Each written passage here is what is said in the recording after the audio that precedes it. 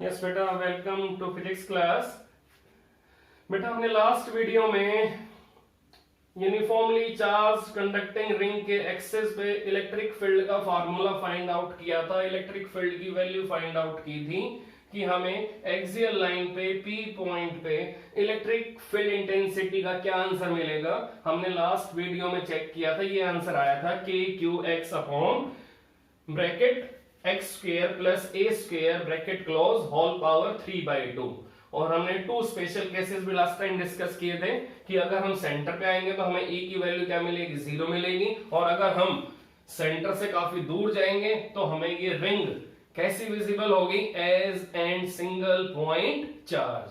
तो अगर हम काफी दूर जाएंगे तो x मोर देन ए हो जाएगा। उस केस में हमें इलेक्ट्रिक फील्ड की वैल्यू क्या मिलेगी, k q upon x square, and it is equivalent to single point charge. It is equivalent to single point charge. तो अब हमें एक स्पेशल केस डिस्कस करना है। हमें इसी रिंग के एक्सिस के अलोंग एक ऐसा पॉइंट ढूंढना है जिसपे इलेक्ट्रिक फील्ड की वैल्यू मैक्सिमम हो जाएगी। तो हमें एक पॉइंट ढूंढना है एक्स एक्सिस के ऊपर जहां पर इलेक्ट्रिक फील्ड की वैल्यू 0 हो जाएगी। तो अब हमें एक सर्चिंग करनी है, किसके लिए, ई मैक्सिमम के लिए। तो अब ई मैक्सिमम सर्च किसके ऊपर होगा, एक्स के ऊपर। इसका मीनिंग ई का मैक्सिमम होना किस पे डिपेंड करता है, distance taken from x axis, distance taken on x axis and from centre of ring, from centre of ring. तो हम अब E का डिफरेंशिएशन अगर x के रेस्पेक्ट में करेंगे, वो अगर x एक्सिस के ऊपर कहीं भी 0 हो जाएगा तो वो पॉइंट हमारा E मैक्सिमम वाला पॉइंट होगा। इसका मीनिंग आप ये चीज माइंड में रखो कि इलेक्ट्रिक फील्ड अगर किसी भी पॉइंट पे मैक्सिमम होगी तो वहां पर उसका डिफरेंशिएशन x के रेस्पेक्ट में 0 हो जाएगा। आपको मालूम है किसी भी मैक्सिमम क्वांटिटी का डिफरेंशिएशन नेचर में 0 होता है। तो अगर कोई क्वांटिटी वेरी करना बंद कर देगी तो उसका डिफरेंशिएशन नेचर में 0 हो जाता है। तो उसी टाइप से मैंने वही मेथड यहां लगाया है कि हम एक ऐसे पॉइंट पे आएंगे जहां पर E की वैल्यू मैक्सिमम हो जाएगी और वहां पर E का डिफरेंशिएशन 0 हो जाएगा। ये मैथ्स में प्रॉपर्टी है मैक्सिमम मिनिमा, तो वही सेम लॉजिक मैं यहां लगा रहा हूं कि मुझे E का वेरिएशन एक्स एक्सिस पे देखना है। तो मुझे E की मैक्सिमम वैल्यू किसके ऊपर मिलेगी, एक्स एक्सिस के ऊपर मिलेगी। तो मैं E का डिफरेंशिएशन किसके रेस्पेक्ट में करूंगा, x के रेस्पेक्ट में ही करूंगा। अब चेक करता हूं क्या आंसर आएगा। E का डिफरेंशिएशन अगर हम x के रेस्पेक्ट में करते हैं तो now dE upon dx equal to 0 for E equal to E maximum. तो अब यहां पर E की वैल्यू पुट करेंगे। अब E की वैल्यू क्या है हमारे पास, K Q X upon x square plus A square power 3/2। K Q X upon in bracket X square plus A square power 3/2, power 3/2। Now it is equal to 0। Now it is equal to 0। अब next step क्या होगा, d by D X upon x square plus A square 3/2 equal to 0 अपॉन K Q. अब k भी constant है, capital Q भी constant है। Now right hand side becomes 0, right hand side becomes 0। तो अब चेक करेंगे कि जो डिफरेंशिएशन होगा उसमें आंसर क्या आएगा।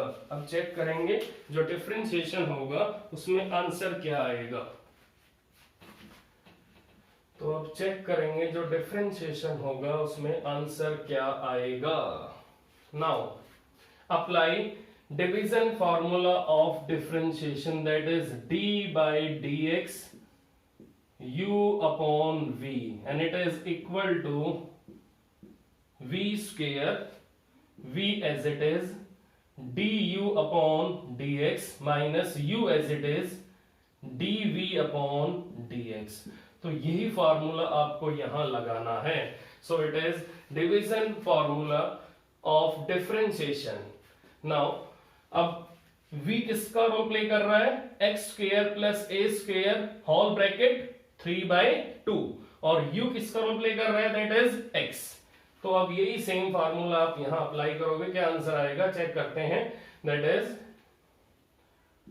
Upon x square plus A square 3/2 whole power 2। Now v as it is आएगा, तो v का मीनिंग नीचे वाली जो टर्म है वो v है, तो एक्स स्क्वायर प्लस ए स्क्वायर पावर 3/2 इंटू में differentiation of u that is dx upon dx minus x as it is differentiation of v।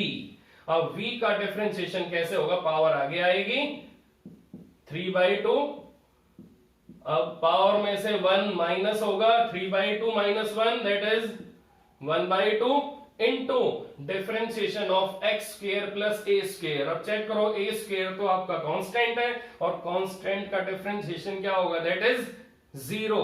तो एक्स स्क्वायर का बोलो डिफरेंशिएशन क्या होगा, 2x and it is equal to 0।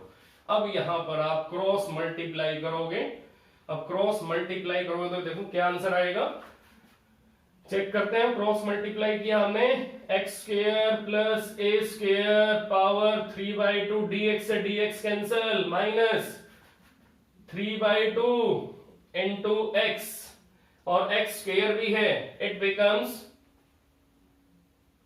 3/2 into 2x square, 2 से 2 cancel, और यहां पर हमारे पास है x square plus A square power 1/2 equal to 0। ये टर्म इधर मल्टीप्लाई होगी 0 से तो 0 हो जाएगी। तो अब हमें इस इक्वेशन को सॉल्व करना है, हमें इस इक्वेशन को सॉल्व करना है। क्या आंसर आएगा, x square plus A square 3/2 minus 3x square plus A square power 1/2 equal to 0, power 1/2 equal to 0। आप चेक कर सकते हो कि ये हमने डिफरेंशिएशन कैसे किया है। पहले डिनोमिनेटर का स्क्वायर, डिनोमिनेटर आपका एज इट इज, डिनोमिनेटर आपका as it is, now that is differentiation of upper part that is u minus upper part as it is differentiation of lower part, now it is equal to 0। तो अब इसके बाद next step क्या होगा, हमें इस equation को solve करना है। अब इस इक्वेशन को सॉल्व कैसे करेंगे, अब इस इक्वेशन को हमें सॉल्व करना है। अब देखते हैं सॉल्व कैसी होगी इक्वेशन ये। अब चेक करते हैं, X square plus A square power 3/2 equal to 3x square X square plus A square 1/2। Now यहां पर x स्क्वायर प्लस ए स्क्वायर की होल पावर क्या है बेटा, 3/2, और यहां x स्क्वायर प्लस ए स्क्वायर की होल पावर क्या है, 1/2। तो हम क्या करेंगे, अब x square plus A square whole power 3/2 upon x square plus A square whole power 1/2 equal to 3x square equal to 3x square. अब 1/2 पावर ऊपर आएगी तो 3/2 में से माइनस होगी, तो क्या आंसर आएगा, x square plus A square that is x square plus A square power 1 बचेगी equal to 3x square equal to 3x square. Now it becomes x square 3x square 3x square minus x square equal to a square. Now 2x square equal to a square. Now x equal to a upon √2, it is plus minus a upon √2। अब आप check करो कि x की value क्या आ गई है, plus minus a upon √2। तो आप स्टेप्स सारे नोट कर सकते हो, आप चेक करके बताओ कि x की वैल्यू क्या आ रही है, that is a upon √2 plus a upon √2 और minus a upon √2। It means ring के राइट हैंड साइड में एक ऐसा पॉइंट है जिसपे हमें E की वैल्यू कैसी मिलेगी, मैक्सिमम मिलेगी, and that point is E maximum point. और ये वाला पॉइंट x की वैल्यू क्या कैरी करेगा, a upon under root 2, a upon under root 2। इसका मीनिंग अगर हम रिंग्स के सेंटर से निकलेंगे बाहर और अगर हम एक्सिस पे चलेंगे तो हमें एक ऐसा पॉइंट मिलेगा, हमें एक ऐसी लोकेशन मिलेगी जहां पर रिंग की फील्ड मैक्सिमम हो जाएगी, and that point is known as x equal to a upon under root 2। तो अगर हम लेफ्ट हैंड साइड में जाएंगे तो वहां पर माइनस साइन लेना है, तो वहां पर x नेगेटिव एक्स एक्सिस के ऊपर हमें लोकेशन क्या मिलेगी, minus a upon under root 2। तो रिंग की फील्ड आपकी दोनों साइड आएगी, राइट हैंड साइड भी आएगी और लेफ्ट हैंड साइड भी आएगी। ये आपकी चॉइस है कि आप एक्सिस के ऊपर पॉइंट कहां मार्क करते हो, ये आपकी चॉइस है। You can take point along right hand side, you can take point along left hand side. और रिंग आपकी वर्टिकल प्लेन में है तो दोनों साइड आप पॉइंट मार्क कर सकते हो, ये आपकी चॉइस है। और आपको इस टाइप से u अपॉन v डिवीजन वाला फार्मूला डिफरेंशिएशन में लगाना है और उससे इस इक्वेशन को सॉल्व करना है। और जब ये इक्वेशन आपकी सॉल्व हो जाएगी तो आपको x की वैल्यू प्रॉपर वे से मिल जाएगी। सो that is the point of maximum electric field intensity on axial line of uniformly conducting charged circular ring। तो अब हमें ग्राफ बनाना है कि इलेक्ट्रिक फील्ड आपकी x के साथ ग्राफिकल वे से कैसे वेरी करेगी, ग्राफिकल वे से कैसे वेरी करेगी। अब ग्राफ देखते हैं बेटा कैसे बनेगा।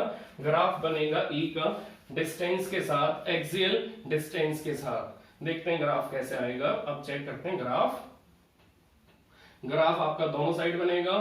It can be draw along left hand side, it can be draw along right hand side। Check करते हैं अब कैसे ड्रॉ करना है हमें। that is O means that is center of ring, और center of ring पे हमें E की वैल्यू क्या मिलेगी, that is E equal to 0। और ये पॉइंट है हमारा, that is x equal to a upon under root 2। That is the point of E maximum, that is the point of E maximum। ऐसे यहां point mark करो, that is x equal to minus a upon under root 2। that is the point taken on left hand side, that is the point taken on right hand side। इन दोनों points पे E की value कैसी आएगी, maximum आएगी। so these two points are known as maximum point, having maximum point of electric field intensity। so maximum value आपकी field intensity की दोनों side आएगी, राइट हैंड साइड भी आएगी और लेफ्ट हैंड साइड भी आएगी। अब चेक करते हैं ग्राफ कैसा आएगा। ग्राफ कैसा आएगा, ग्राफ हमें चेक करना है, देखेंगे ग्राफ कैसा आएगा। Now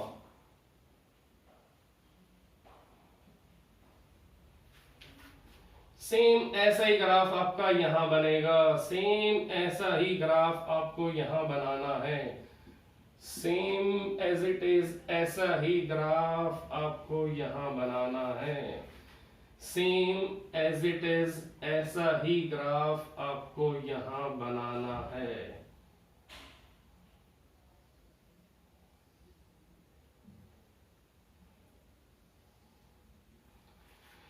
Now this is the point at which E is maximum, that is the point at which E is maximum, E maximum, that is E0 at center। तो ये ग्राफ हम draw करेंगे। Graph की shape आप check कर सकते हो कि ग्राफ हमने कैसे ड्रॉ किया है। ग्राफ के लिए हमने 2 पॉइंट मार्क किए हैं, plus a upon under root 2 taken on right hand side, minus a upon under root 2 taken on left hand side. और दोनों पॉइंट्स पे हमें e की वैल्यू कैसे मिलेगी, मैक्सिमम मिलेगी। तो ये ग्राफ अगर कभी भी एग्जाम में आएगा तो आपको मालूम होना चाहिए ग्राफ कब बनेगा, जब पॉइंट हम कहां लेंगे, along the axis of uniformly charged circular conducting ring. तो जब भी हमें ऐसी बॉडी मिलेगी तो उसका इलेक्ट्रिक फील्ड का ग्राफ एक्सिस के अलोंग इसी टाइप से हमें ड्रॉ करना है, हमें इसी टाइप से ड्रॉ करना है। So this is all about discussion of electric field intensity along the axis of uniformly charged circular conducting ring. तो अब अगला पॉइंट ऑफ डिस्कशन है हमारा कि 3D के अंदर इलेक्ट्रिक फील्ड की वैल्यू हम कैसे निकालेंगे। 3D के अंदर इलेक्ट्रिक फील्ड की वैल्यू हम कैसे निकालेंगे। इसका मीनिंग एक सिंपल सी ऑब्जर्वेशन है कि electric field intensity in three-dimensional frame, in three-dimensional frame, it means हमें एक पॉइंट चार्ज गिवन है स्पेस में और पॉइंट चार्ज कहां रखा हुआ है, at origin. Now we have placed a point charge plus q at origin of three-dimensional frame. This is x-axis, this is y-axis, this is z-axis। और हमें p point पे इलेक्ट्रिक फील्ड की value find out करनी है। हमें p point पे electric field की value find out करनी है। ये वेक्टर r है, that is separation between plus Q not and plus Q, separation between plus Q not and plus Q. तो हमें यहां पर इलेक्ट्रिक फील्ड की वैल्यू फाइंड आउट करनी है। अब आपको 11th क्लास का वेक्टर्स का चैप्टर मालूम होगा जिसमें 3D के अंदर हम किसी भी ऑब्जेक्ट का पोजीशन वेक्टर निकालते थे। कैसे, r vector equal to x i cap, y j cap, z k cap. और अगर हमें इसका मैग्नीट्यूड निकालना हो तो मैग्नीट्यूड कैसे आएगा, अगर हमें इसका मैग्नीट्यूड निकालना, मैग्नीट्यूड कैसे आएगा बेटा, under root x square plus y square plus z square, square of coefficient of i cap, square of coefficient of j cap, square of coefficient of k cap, इन तीनों को ऐड करेंगे, under root लगाएंगे, square root लगाएंगे, then it is magnitude, that is modulus of position vector r, magnitude of that position vector r। तो ये r आपका position vector है, that is plus Q not का ये r आपका पोजीशन वेक्टर है, ये उसका मैग्नीट्यूड है, ये सेपरेशन है किसके बीच में, प्लस क्यू नॉट और प्लस क्यू के बीच में। Now this is separation between plus Q not and plus Q. तो हमें P पॉइंट पे इलेक्ट्रिक फील्ड की वैल्यू फाइंड आउट करनी है। सिंपल सा हमारे पास एक्सप्रेशन आएगा KQ अपॉन R स्क्वायर। क्या आंसर आएगा बेटा, KQ अपॉन R स्क्वायर। हमें इसका स्क्वायर करना है, इसका मीनिंग हमें इसका स्क्वायर करना है, that is magnitude of position vector. तो this is magnitude of position vector. तो अब हमें बॉटम साइड पे किसका स्क्वायर करना है, मैग्नीट्यूड ऑफ r का, और r का मैग्नीट्यूड क्या है, मॉड्यूलस ऑफ r। अब इसका हमें स्क्वायर करना है। तो अगर आप इसका स्क्वायर करोगे तो स्क्वायर से स्क्वायर रूट कैंसिल हो जाएगा, तो क्या आंसर आएगा बेटा ई का, KQ upon x square plus y square plus z square. Now it is magnitude of electric field in 3D space. अगर इसको वेक्टर फॉर्म में लिखोगे तो कैसे लिखोगे, E vector KQ upon x square plus y square plus z square into r cap.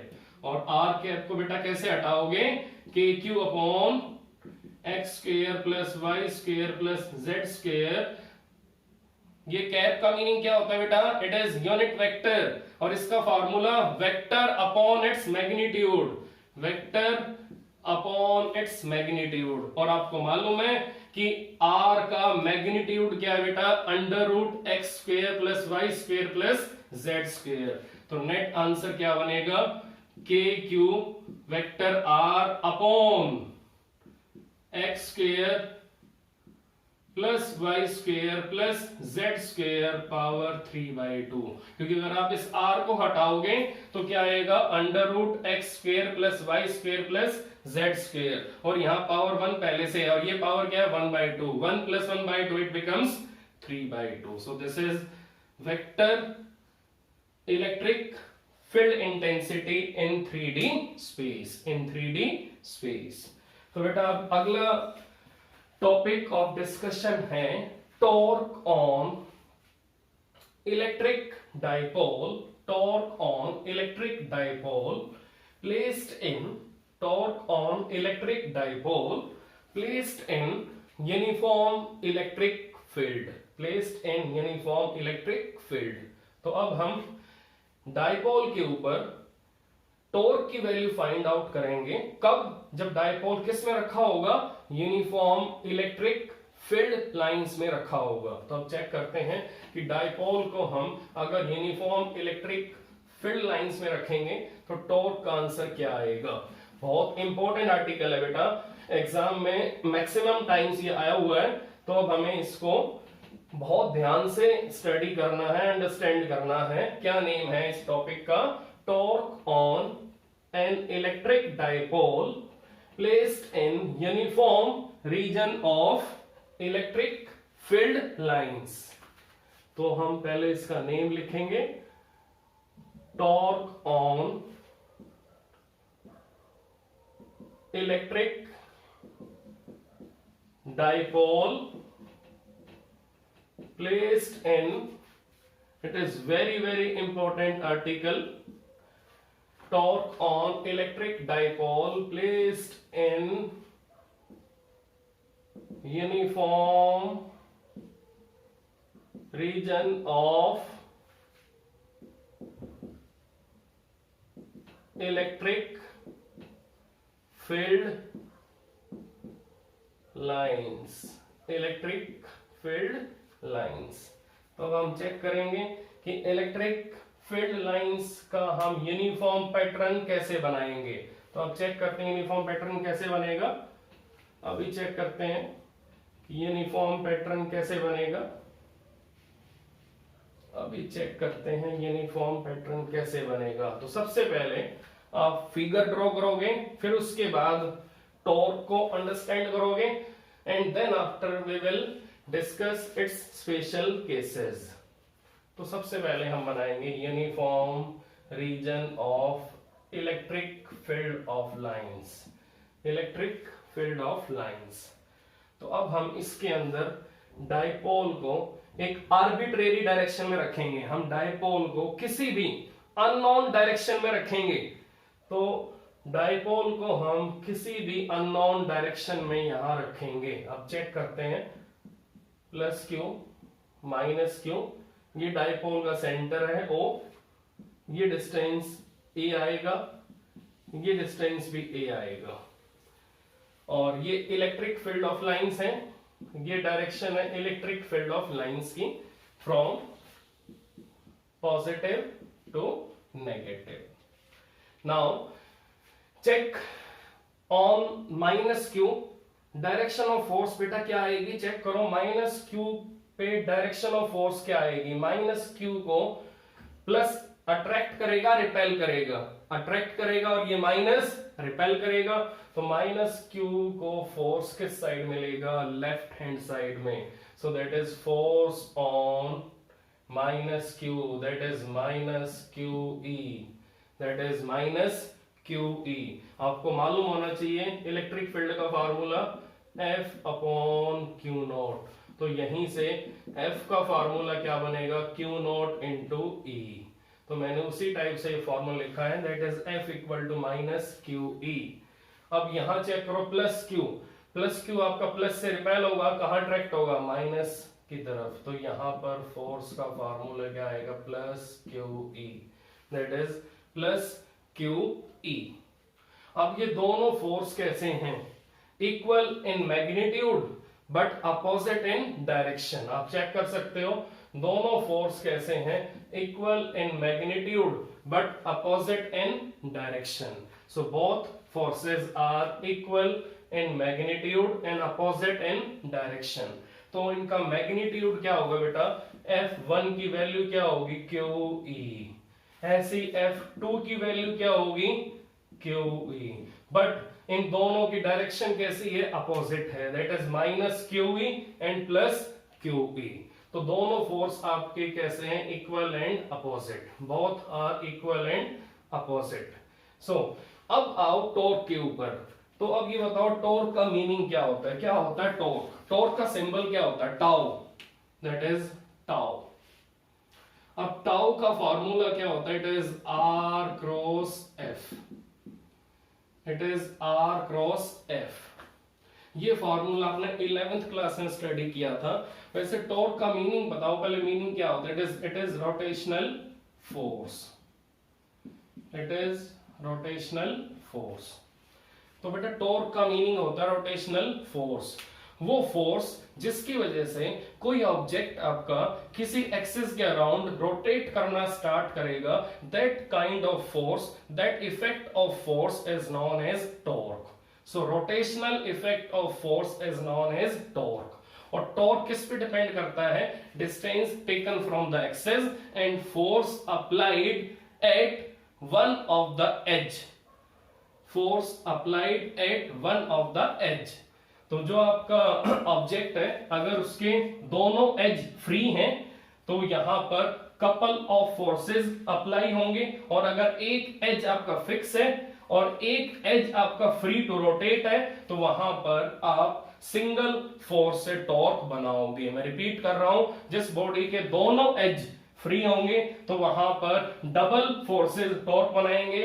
जिस body का एक एज आपका फिक्स होगा और एक एज आपका मूवेबल होगा, फ्री टू रोटेट होगा, वहां पर सिंगल फोर्स टॉर्क बनाएगा। जैसे आपके डोर में होता है, डोर आपका एक साइड से किसके साथ अटैच होता है, हिंज के साथ अटैच होता है, और जो डोर हैंडल है वो आपका फ्री टू मूव होता है। तो डोर हैंडल पे आप क्या लगाओगे, फोर्स, और जहां पर आपका डोर अटैच है वो एज आपका डोर का फिक्स होगा, और जहां डोर हैंडल लगा हुआ है वो एज आपका फ्री टू मूव होगा। इसका मीनिंग टॉर्क आपका कपल ऑफ फोर्सेस से भी बन सकता है और टॉर्क आपका सिंगल फोर्स से भी बन सकता है। अब आप चेक करो डाइपोल के दोनों एंड कैसे हैं, फ्री टू मूव है या कोई एक एंड आपका फिक्स है।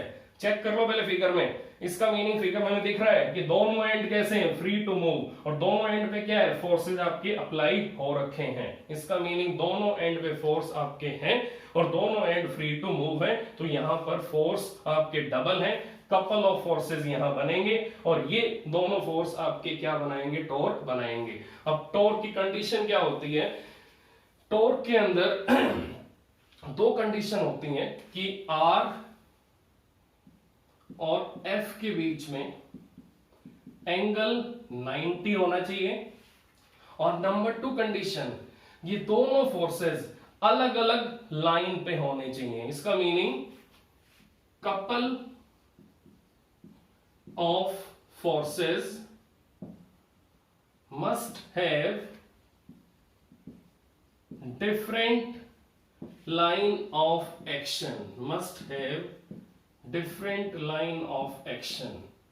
अब आप चेक करो, आर और एफ के बीच में एंगल 90 होना चाहिए और इन दोनों फोर्सेस की लाइन ऑफ एक्शन डिफरेंट होनी चाहिए। इसका मीनिंग ये है कि अगर मैं डाइपोल को ऐसे रखूंगा, अगर मैं डाइपोल को ऐसे रखूंगा हॉरिजॉन्टल, यहां प्लस क्यू यहां माइनस क्यू, तो अगर आप डाइपोल को इस एंड से अपनी तरफ पुल कर रहे हो और आपका फ्रेंड डाइपोल को दूसरे एंड से अपनी तरफ पुल कर रहा है, तो इसका मीनिंग क्या है, यहां फोर्स अगर F2 है, यहां फोर्स अगर F1 है, तो दोनों फोर्सेस अगर इक्वल एंड अपोजिट हैं तो भी ये टॉर्क यहां नहीं बनाएंगे। क्यों नहीं बनाएंगे, कि दोनों की लाइन ऑफ एक्शन सेम है, दोनों एक ही लाइन पे एग्जिस्ट कर रहे हैं। इसका मीनिंग ये दोनों फोर्सेस मिलकर टॉर्क नहीं बनाएंगे। So there is no torque, there is no torque, there is no torque. तो अगर आपको डाइपोल को रोटेट करना है, अगर आपको डाइपोल को घुमाना है, तो उसके लिए कपल ऑफ फोर्सेस कैसे होने चाहिए, equal and opposite, and they must have different line of action, they must have different line of action. तो डिफरेंट लाइन ऑफ एक्शन के लिए हमें इन दोनों की line of action different different रखनी है। अगर इनकी line of action different different होगी तो टॉर्क बनेगा, अदरवाइज टॉर्क नहीं बनेगा। तो अब ये तो क्लियर हो गया कि टॉर्क का फार्मूला है आर क्रॉस एफ, और आर का मीनिंग क्या है, perpendicular distance taken from the axis of rotation towards force.